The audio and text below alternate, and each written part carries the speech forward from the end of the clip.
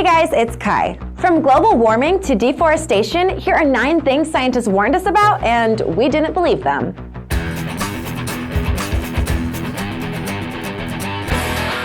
Number 9, living species. The irreversible loss of a species is serious. By the year 2100, 1/3 of all species alive now could be wiped out. We are losing so much potential. Unlike past mass extinctions caused by events such as asteroid attacks, volcanic eruptions, and natural climatic changes, the current crisis is caused by human activity. In fact, 99% of currently endangered species are in such position due to human activity, mainly those that lead to habitat loss, the introduction of exotic species, poaching, and global warming. As the speed of change in our biosphere increases, and as the extinction of each species potentially leads to the extinction of others associated with that species in a complex ecological network, it is likely that the number of extinctions will be higher in the future as ecosystems collapse. Number 8, population stabilization. This can only be possible if all nations recognize better social and economic conditions. One of the ways suggested to cope with the problem is the adoption of voluntary and effective family planning. It is clear to all of us that our planet is not getting bigger anytime soon. There's only so much space on Earth, not to mention so many resources, food, water, and energy for sustaining people. So the growing human population must be some kind of threat to the well-being of planet Earth, right?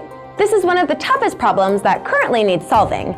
Do you have an idea of an acceptable and humane way to control the human population? Please share in the comments below. And now for number 7. But first, if you're new to the channel, welcome. Be sure to subscribe, click the bell so you don't miss out on more videos like these ones.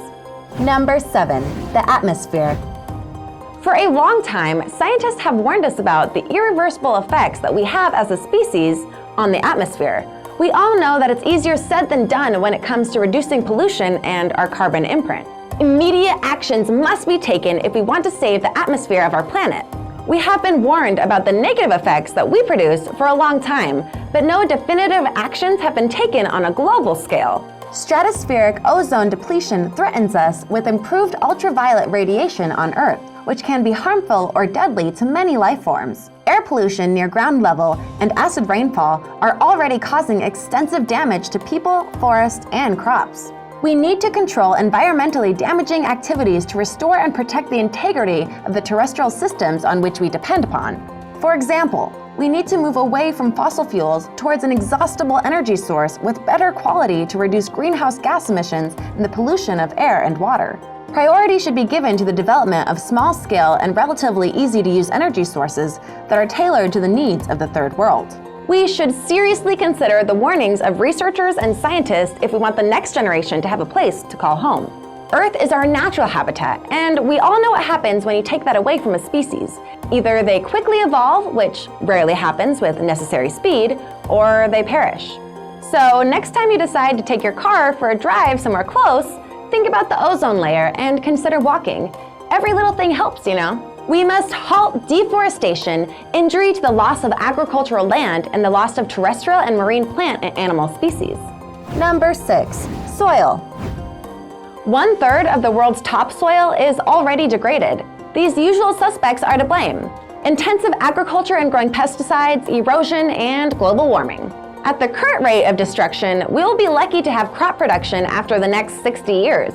The loss of soil productivity, which leads to land abandonment, is a widespread byproduct of current agriculture and livestock farming practices. Since 1945, 11% of the world's land has been deteriorated in an area larger than India and China combined, and food production per capita in many parts of the world has declined.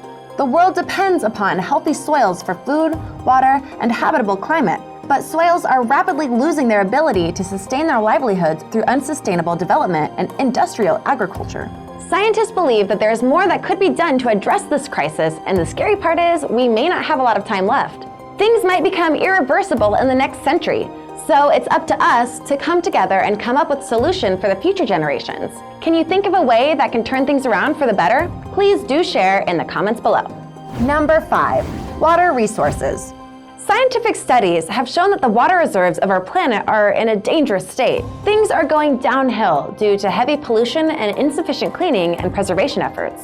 Just imagine not having clean water to grow our food in. Think about the quality of food produced by bad water and what it would be like. Doesn't seem like it would taste very good or be good for us. The negligent exploitation of exhausted groundwater reserves threatens the production of food and other basic human systems. Strong surface water demand in the world has caused severe shortages in about 80 countries, which comprise 40% of the world's population. The contamination of rivers, lakes, and groundwater further restricts supply. We need to manage resources more effectively. We must give high priority to the efficient use of energy, water, and other materials, including the expansion of conservation and recycling. Sometimes we must leave behind some of the comforts that our modern way of life presents us with and think more in a global way. The key for the door that leads to a sustainable future is within each and every one of us, and we should really take the advice of the scientists that have dedicated their time and efforts towards solving one of the greatest problems of our modern times, the preservation of clean water. Be smart. Conserve and try to be more considerate when it comes to the ways of saving water. You might even save some money on your water bill while simultaneously saving our planet in the long run. Doing so will definitely make you feel better about yourself. Number 4, oceans. You have to be living on another planet if you haven't heard that Earth's oceans are in need of help. Every year, millions of tons of waste are thrown into them, and this definitely takes a toll on its animals and the ecosystems that are present there. Some species are disappearing and others are endangered due to enormous extent of negative human influence.